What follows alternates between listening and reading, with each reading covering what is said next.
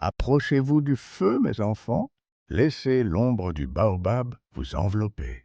Car ce soir, ma voix va vous murmurer une histoire. Une histoire vraie, enfouie dans les sables du temps, où le désespoir d'un orphelin a croisé le chemin des puissances invisibles. Bienvenue sur ma chaîne, La Voix du Vieux Sage. Ici, nous explorons les profondeurs du mystique africain. Loin des clichés, je vous dévoile les récits authentiques, les pactes secrets et les vérités cachées qui façonnent notre continent. Aujourd'hui, préparez-vous à plonger dans le destin d'un jeune homme dont la quête de survie l'a mené à un pacte redoutable. Il était une fois, dans un petit village bordant les terres arides du Sahel, un jeune garçon nommé Kémy. Orphelin, il ne connaissait que la faim et le mépris. Son cœur, rempli d'amertume, aspirait à une vie de dignité.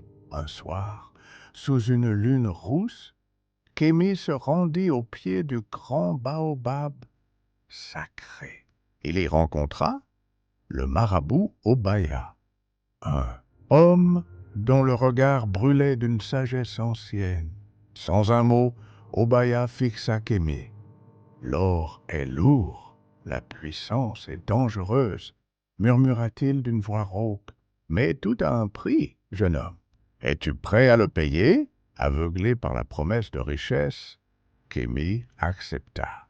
Les rituels furent accomplis sous le voile de la nuit, au son des incantations et des offrandes mystérieuses. Kémy devint riche, puissant et respecté, mais chaque nuit, l'ombre du baobab se rappelait à lui.